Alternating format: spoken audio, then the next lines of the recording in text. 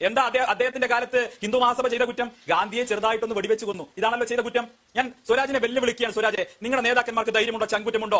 RSSന്റെ മേൽ ഗാന്ധിവധത്തിന്റെ പാപം നിങ്ങൾക്ക് വീണ്ടും ആവർത്തിക്കാൻ കഴിയും? എണ്ണിയാലൊടുങ്ങാത്ത വർഗീയ സംഘർഷങ്ങളിലൂടെ ആയിരങ്ങളെ കൊന്ന ചോരപുരണ്ട കൈകളുമായിട്ടാണ് RSS ഇന്ത്യ ചരിത്രത്തിൽ നിൽക്കുന്നത്.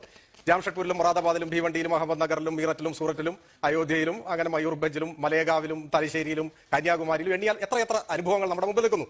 അദ്ദേഹം സാധൂകരിക്കാൻ വേണ്ടി പറഞ്ഞൊരു പേര് ഇച്ചിരി കടന്ന കൈയായി പോയി. മഹാത്മാഗാന്ധി RSS ആണെന്ന നിലയിലാണ് അദ്ദേഹം ഇവിടെ സൂചിപ്പിച്ചത്. ധ്വജം ഉയർത്തി എന്നാണ് പറഞ്ഞത്. സത്യമായിട്ട് എനിക്കത് അറിഞ്ഞുകൂടാ.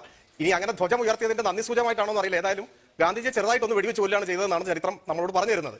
എന്നിട്ട് കലി തീരാതെ ഈ 10-70 കൊല്ലം കഴിഞ്ഞിട്ടും BJPയുടെ MP തന്നെ ഗാന്ധിജിയുടെ കോലം ഉണ്ടാക്കി വെടിവെച്ച് കൊല്ലുന്നതിനും നമ്മൾ സാക്ഷ്യം വഹിച്ചു. ശ്രീ സ്വരാജ്, ഈ ചർച്ചയിൽ നടത്തിയ പരാമർശത്തിന് കേരളത്തിന്റെ DGPക്ക് സംഘത്തിന്റെ പ്രവർത്തകർ ഇതിനകം പരാതി നൽകിയിട്ടുണ്ട്. നടപടി എടുക്കുമോ ഇല്ലയോ എന്ന് എനിക്കറിയില്ല. പക്ഷേ RSSനെതിരെ സമാനമായ രീതിയിൽ ആക്ഷേപകരമായ കാര്യങ്ങൾ പറഞ്ഞവർ പലരും കോടതിയിൽ പോയും അല്ലാതെയും ഒക്കെ മാപ്പ് പറയേണ്ടി വന്ന ചരിത്രം ഇന്ത്യയിലുണ്ട്. അതിനിടയിൽ ഈ കൊലക്കേസ് പ്രതിയായിട്ടുള്ള ആള് സാങ്കേതികത്വത്തെ പിടിച്ച് രക്ഷപ്പെട്ടിട്ടുണ്ടാവാം. പക്ഷെ പ്രതിയായിട്ടുള്ള ആളുടെ ഫോട്ടോ പാർലമെന്റിൽ കൊണ്ടുവച്ച് മഹാത്മാഗാന്ധിയോടുള്ള കൂറ് തെളിയിച്ച ആളുകളാണ് നിങ്ങൾ.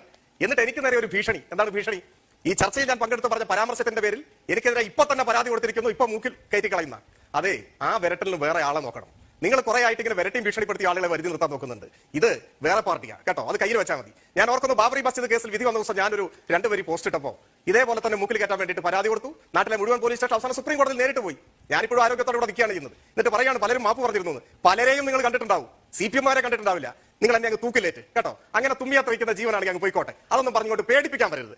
അദ്ദേഹം കുറെ ഒച്ച ഉണ്ടാക്കുന്നു, ബഹളം ഉണ്ടാക്കുന്നു, കുറെ കുട്ടികളുടേതുപോലെ വാശി പിടിച്ച് പറയുന്നു. ശരി, ഞാൻ സമ്മതിക്കുന്നു, മഹാത്മാഗാന്ധി ആരും കൊന്നല്ല, അദ്ദേഹം ഓട്ടോറിക്ഷ ഇടിച്ച് മരിച്ചതാണ്. പ്രശ്നം കഴിഞ്ഞോ? ഞാൻ സ്പെസിഫിക് ആയി പറഞ്ഞല്ലോ, BJPയുടെ സ്ഥാനാർത്ഥിയായി മത്സരിച്ച് ജയിച്ച MP മഹാത്മാഗാന്ധിയുടെ കോലം ഉണ്ടാക്കിയിട്ട് ആ കോലത്തെ വെടിവെച്ചില്ലേ? ഇത് നമ്മുടെ മുമ്പിലുള്ളതല്ലേ? നിങ്ങൾ അംഗീകരിക്കുന്നോ തള്ളി പറയുന്നു?